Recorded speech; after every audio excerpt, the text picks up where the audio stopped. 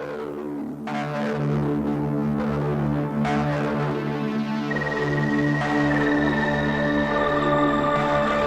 soon as the dust settles, you can see a new world in place of where the old one had been. And as your eyes accommodate, there appears by the meadow a group like a bear with a long dark shadow, and you violently shake over what you have seen as you remember the tale of the altered beast. I think I see an altered beast by the tree.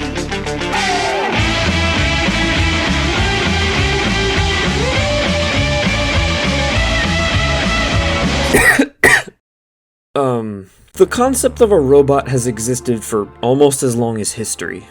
They existed in beliefs. Ancient Greeks had tales of Hephaestus, the god of fire, and his Kore Chrysae.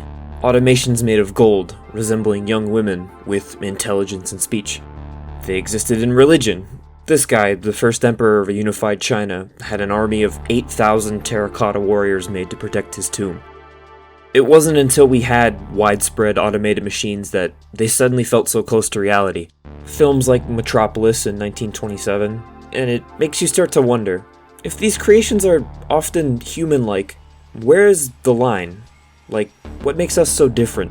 We aren't that far off, actually, and the line has been questioned for a while. What does a unity of human and robot look like? There's depictions of man-machine hybrids from the 1500s.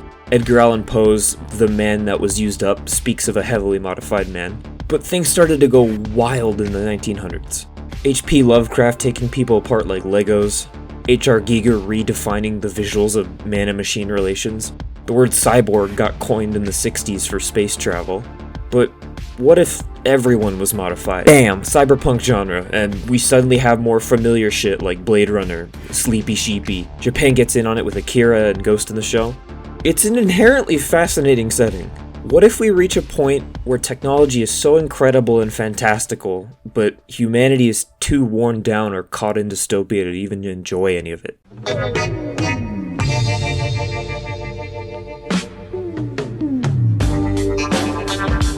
Alan Miller and Bob Whitehead are programmers at Atari, part of the mythical Gang of Four, riveting name. After years of work, they believe they are undervalued. Atari is refusing to allow them developer credits, and a memo was distributed internally that despite being responsible for over 20 million in sales, they were still only making 20K. That's kind of small. So in 1979 they left and set up a small company. Don't know if it rings a bell? They named it Activision. Obviously they do pretty alright, you know the story by now. But the market doesn't really care. They barely survived the crash in 1983, but now somehow have to make up 18 million to keep the company going. So they give away their keys to the other founding members, and in 1984, no relation, they would start a new company, Accolade. And they made all kinds of shit, mainly sports stuff for consoles I don't really care about. The video game Primordial Soup is usually of no interest to me. You might recognize the Test Drive games. The Jack Nicklaus golf games were around before EA started doing the Tiger Woods games. Freaking Bubsy, dude.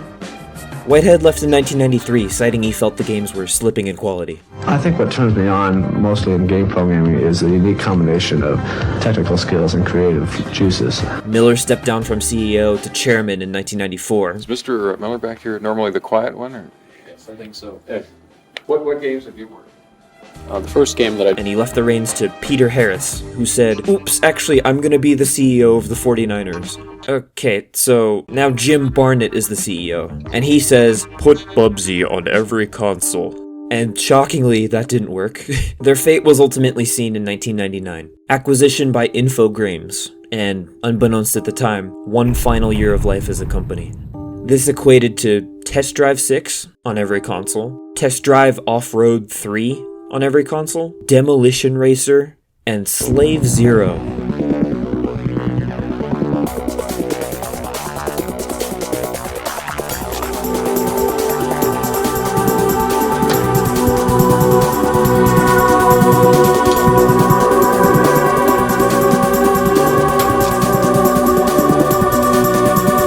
Slave Zero is a dime a dozen take on the cyberpunk genre, but I'll try to do it justice.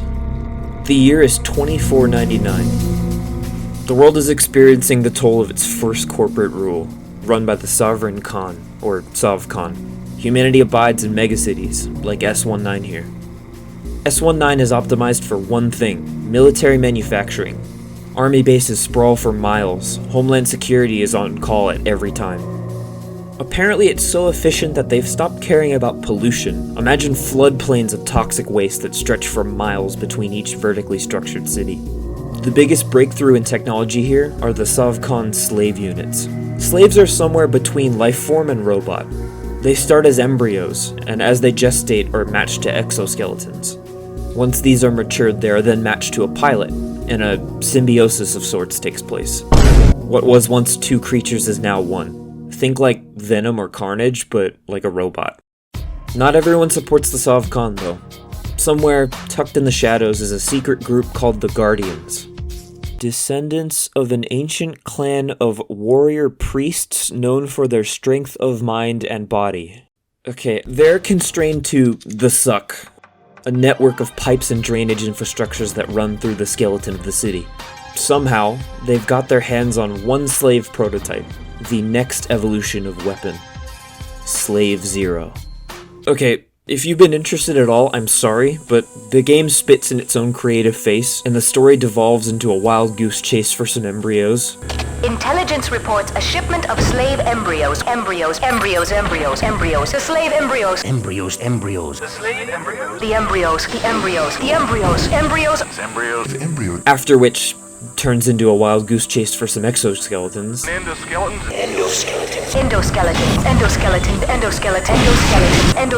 Exoskeletons. And hey, I mean, we're close to the boss's house anyway, so might as well fight him too, in a fight that feels incredibly bullet spongy, even on easy. There might as well not be any characters for how little that, if at all, they develop. I mean, Super Mario voices an old Asian man in this if you need a trivia point for the day. Something's wrong. Chan! A look into the multiplayer reveals a bare-bones arena shooter, and with that frame of reference for the single player, the simple gameplay makes a lot of sense. There's a brief selection of vaguely interesting weapons. Missile lock-ons work okay. I like the flat gun a lot. There's this badass black hole cannon you get later on, but the gameplay is largely simple, run and gun with a few changes. An escort mission here, a few boss fights there. It's essentially a tech demo for a new engine that has a bump mapping feature. I can't sugarcoat it. There's a reason you haven't heard of this game. And if you have heard of it, first of all, I'm glad you got the senior discount I sent you, welcome in. Second of all, there's a reason no one has talked about it, except for these people. However, there is a genuine passion here that could be seen and felt. S19 is a wonderful, almost dreamlike megastructure. I read Blam, I read Girls Last Tour, I see the vision here. The attention to scale is impressive. Little catwalks are strewn throughout the city with little people on them that have little panic attacks when you get a little too close. Roads are populated with cars that can be shot individually and swerve out of the way when you block them. And all the set dressings that can be destroyed. It does get a little confusing and less believable in some of the more sprawled out areas, like, this is not walkable at all. The Suck is extremely large. Entire cargo ships fit in the tubes with ease, begging the question as to their need for their great size. But then you'll see a little pavilion, or a little parking lot, subtle touches that make you want to stop shooting for a sec, hop out of your mech and walk around down there. Slave Zero is not a deep game, but it is ripe with potential. It, much like the cyberpunk dystopias that inspired it, take it from them, not me, is wonderful to look at and feels good to play. However, just like the story, remains a total afterthought in the greater gaming sphere, buried beneath classics of and after its time. It's hard to justify oddball games like this, other than nostalgia, but all it takes is one man with a shovel and ideas to dig up the past and find some value. Enter Poppyworks. They're a bit mysterious. Poppyworks started up in 2012, not as a studio per se, but more as a porting studio. All of their work is done online, and they boast being a global company, but yeah, not all talent is going to be in the same country, so But if their services page is anything to go off of, they seem to be a bunch of talented devs that have jumped ship to start doing their own thing. That sounds eerily familiar. It is unknown how it came to be, but sometime during the start of the 2020s, I assume, a name came across their desk. Ziggurat. Huh? Ziggurat is a recently formed publisher that's buying old PC franchises and re-releasing them for modern hardware. They're very vocal about owning the Blood Rain franchise, but that's a side tangent that you don't need right now. But one thing is clear, Ziggurat owns a little game called Slave Zero. Regardless of how it came to happen, Poppy gets to work on a game. But come on, Slave Zero's like over 20 years old. You need an artist to bridge a gap between the old art style and something new to differentiate it from the sea of stuff out in that time. What a rotten way to die. I don't really know if there's anyone who could like...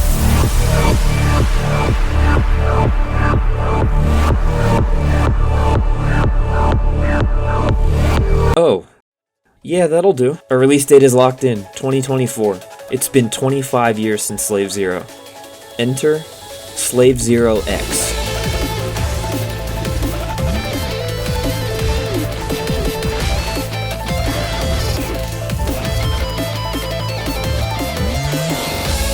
I have never seen rage and adrenaline mixed into a paste for human consumption quite like this. A very clean and polished beat-em-up that goes back to the more of the fighting games that... Whoa, what? Sorry, I just got like whiplash. It's a fighting game? Yeah, I mean, kinda. It's got like committed jump arcs and Akuma's raging demon. No. That's not what I meant. I mean, like, the first one was a third-person shooter. Yeah? Yeah. So? Well, that's like if they made a shmup and the sequel was, I don't know, a survival horror game. They did that already? Oh. I mean, I still think it's interesting to say the least. I mean, yeah, me too. What do you mean, me too? You're me. Of course, like, duh. Look, man, you wrote this bit. Okay, if that's what... Slave Zero X is a well-polished beat-em-up that wears its inspirations on its sleeve. The art is haunting and beautiful. Cities sprawl and are given great scale, only to be filled with doom and gloom in every corner. The immensity is fascinating, juxtaposed with all the little details you find.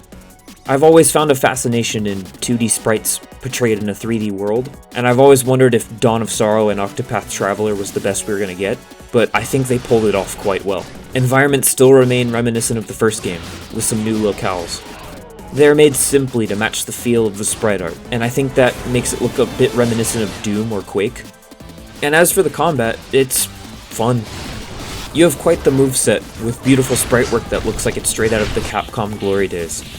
Your moveset is a character action game, light and heavy attacks, with directional influence dictating the type of attack, and a focus on combos and style.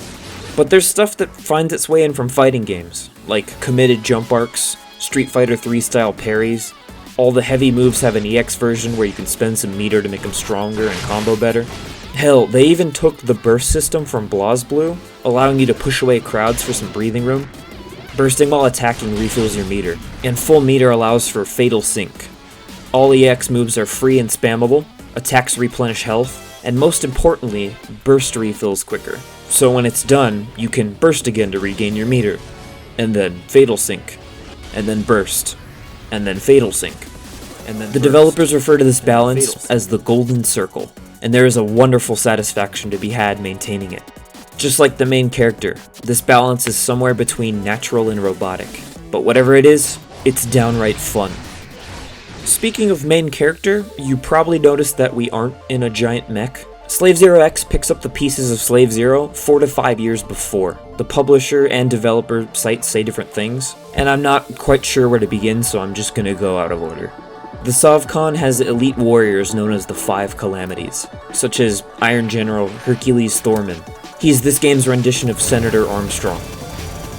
Fucking hilarious parody. Red blood, white bone, blue steel. You will not wake me from my American dream. I love the flag on his back, and there's a great line here. I come from a proud line of quarterbacks, ancient warriors of America. Or Enyo, an assassin. Beloved by the bullet. An interesting note I find is she seems to preserve ancient weaponry. Welcome back, little devil. How did you like my 240mm rounds? There's only a handful left in the world, and I have them all. Aravaka, an assassin, with equipment as sharp and as polished as his skills. And maybe even a little bit more than that. We also meet Aisha, a girl who grew up in scrap heaps and crime. She's a tech guy, the guy in the chair if you will. guy in the chair. And finally, a scientist tasked with making the perfect slave unit for Sovcon. It must be disposed of, one man's trash is another man's treasure, yada yada yada. And this treasure finds its way to the Guardians. We open on a man named Sho, meaning the character of the first game, Chan. He dupes him, I'm to cover your shift while you speak with him, and steals the slave unit for himself, X.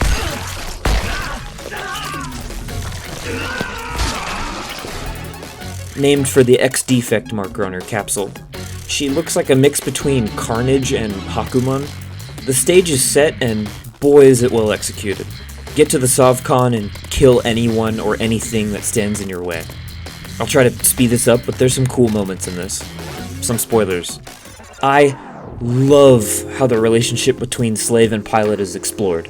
I mean, it's a living thing. It slowly learns to talk, reading your mind for words and language. Quite the blossoming vocabulary. The slave learns quickly. The pilot knows many, much, a lot. Environmental context. What is this place? It's a club. A blunt instrument. We will use it to destroy Enyo. No. Your relationships between people. If you think Isamu would have... The pilot defies the master. He's not my master anymore. She has moments reminiscent of watching a toddler experience social interaction for the first time. Chan calls you during a mission telling you to stop, and you hang up the phone angrily, and X is just like, goodbye. There's moments of understanding between each other. Sometimes you sync perfectly and your voices become one voice, like you're a Dragon Ball Z fusion. Do you have any idea who I am? I don't care. The Iron General only transmits his voice on radio at first, so he sounds like a normal guy. Take to the streets, bring down this red menace, and be rewarded. But when you meet him finally in person, he's clearly well adapted to his slave's unit, with a booming Megatron-ass layered voice. Do you know what I find most disgusting about this world, Guardian? There's a moment where X experiences psychological warfare, and she's turned against Sho. I'm the one in charge! Is that what you think? And there's this beautiful fight where the internal conflict is personified. But these things are still robots. You're healed with repair kits, they can pick up and patch through wireless communication. I can't stop thinking about them. 10 out of 10. I would love to have a Carnage suit with a sultry robot voice and big naturals. I thought I was gonna hate Aisha based on her art in the comic. There's a comic, by the way, I forgot to mention it. But she became one of my favorite characters. I love all the little character moments that get called back, like her references to lockpicks. Look, I know where to stick a fork in a door panel to open it, but I can't tell you why it works. She's got this infectious confidence. God? No, that's just culty pig shit. Propaganda. Which makes a later moment all the more intense when she gets taken away. Guys, can you hear me? Enyo was cool too. Sniper girls are always top tier. And the reveal that she is also against the Sovcon was wild. If I'm going to be the one to kill Sovcon, then I'll have to kill you first. You can try. That's the fucking spirit. Odd fight though, this move sucks. Unfortunately, I can't say it's all perfect. This game is hard. Like really hard. Like really a lot hard. I'm a proud D-rank player, and a lot of that is due to over-reliance on trying to exploit the system. Spamming combos that work over and over isn't very stylish, I know, but the alternative is getting comboed into the fucking stratosphere. Two-player fighting games can often turn into a single-player game, and this game is no different. Sometimes it feels like it's the game's turn and you just kind of have to sit back and watch. I think it can be best illustrated in this encounter in Chapter 6. Late game, I know, but the game drops 2 Ultra enemies, Ornstein and Smo. They can't be comboed like regular enemies. You have to break guard just like the Lieutenant mini-bosses. But my god, can they combo the daylights out of you.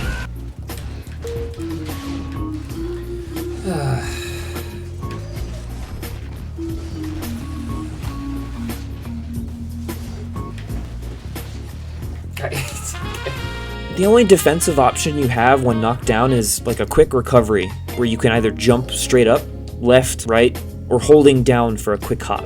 But you don't have iframes or anything, so you're just as susceptible to another combo. The game just kind of becomes a brute forcing operation, and in my case, requiring cheap play to even stand a chance. I also think the game is horrible at teaching. The tutorial is similar to the gameplay, in a sense that it feels like they were going for a max combo information overload. It just drops a slideshow and says good luck. Miss something? There's not even a page back button, so you have to restart the tutorial. The tips on loading screens mention different move names and strategies, which would be a nice gesture, but there isn't even a move list, so what's the point? I also couldn't figure out how ordinances work. There's grenades and shit that you can use to extend combos, but I couldn't figure them out. I skipped the same mechanic in Metal Gear Rising Revengeance, so maybe take my opinion on that with a grain of salt. But there really isn't an extensive guide out there either. The Steam guides that mention combos are written in fighting game shorthand too, so it's a bit tough to gather. But I've struggled, so you don't have to. Let me teach you the combo that carried me. I found it in a video with no commentary and kinda had to teach myself. First, you have a built-in combo, light attack 3 times. This is a basic combo, and it is also a launcher, meaning that enemies will be flung into the air.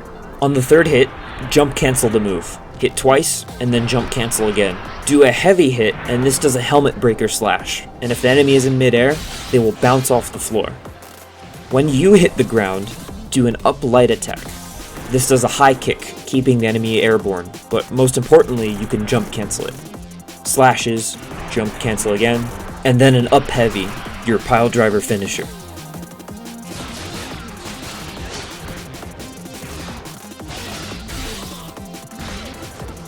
If you've never played a fighting game, that sounds like a lot, but practice step by step. 3 hits, jump in, 2 hits, jump in heavy. That's the first half. Juggle with an upwards kick, jump in, 2 hits, jump and pile drive. This is your bread and butter. It's very simple. As long as you get used to doing it, you'll notice that you can branch out and get creative. You can start the sequence with 2 crouching slashes, or a dive kick, or a slide kick, or a forward heavy. You can forgo the heavy attack for a dive kick. It's a less committal option and allows you to be active sooner if there's a crowd of enemies. Would love if this game was taught better. Once you understand each piece of the puzzle, sometimes you can get in the zone and hit a 64 hit combo and forget to hit record. I think my final gripe is some story stuff. Slave Zero X is greatly improved over its predecessor in the story department, offering satisfying character arcs and genuinely good performances. You just can't accept that I'm no longer yours to control. Do not mistake a lifeline for a niche. Where it starts to lose me, specifically, is in the flashback scenes. I like the structure, we start in the middle of the story, and as we progress, the past gets introduced piece by piece, showing us the motivations and contextualizing certain things. I understand mechanically how it's structured. In the story, X accesses some of your memories to kind of get a sense of who you are. I was watching that. Stick to your own dreams. This is typical of symbiotic relationship type jaunts, perchance. I don't get why they made X so fascinated with your boyfriend-lover. I don't know, really. Every single memory accessed is about him and some conversation you guys had. I get why, because he's so important to the story later, and it has a satisfying resolve, but, come on. I would have wanted more world building, more character building. Who is this master of the Guardians? Clearly they've been around a while. Who's this guy that found the suit? Chan at least has a face and a voice now, but he's still a blank slate. I just stopped being excited to see these and became more focused on the later introduced characters. It just seemed needless to focus solely on the love plot. At least change the background. These are 4 different cutscenes, by the way. Out of place. If you thought Poppy weren't pulling their punches, you'd be wrong. Remember Enyo, sniper chick who wants to overthrow Savcon? Okay, what if we did an entire Quake mod complete with arena maps and a custom soundtrack dedicated to a prequel story for her?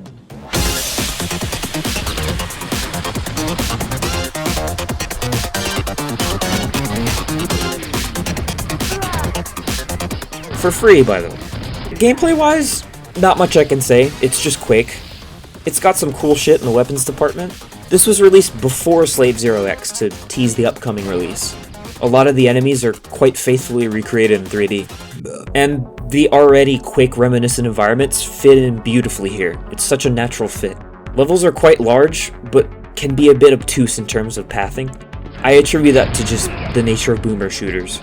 There isn't really much of a story, unfortunately. Sorry to get your hopes up. It does the Doom thing where you kind of have to read the back of the box, and then you play the levels that could be literally anything, and then you get a little story blurb at the end. Strong recommend though. Revisiting bee hopping was fun and the maps were fun to explore. I'm excited to see if this becomes anything more. I initially found Slave Zero X first, and then did a double take when I found out it was a prequel, and then a triple take when I found out about the Quake mod. A good time was had, mostly. I can't recommend this game to everyone. If the gameplay doesn't click with you, you probably won't enjoy or appreciate the difficulty spikes. But if it's the art style you can't live without, go check out the Quake mod, it's free. Also, the original game is a clunky mess to get running. I've included in this viewer kit some patches that I've collected, as well as a guide on how to apply them to make the game like 10% less deep fried. There's also some goodies in there, like graphics from the video, sources, stuff like that. As for the channel, I'm toying with the idea of some shorter form streams. If notifications annoy you, please adjust your bell accordingly. Just some test stuff for now to see if I like it, nothing crazy. Come say hi. I will say hi at you. I don't know how to end videos.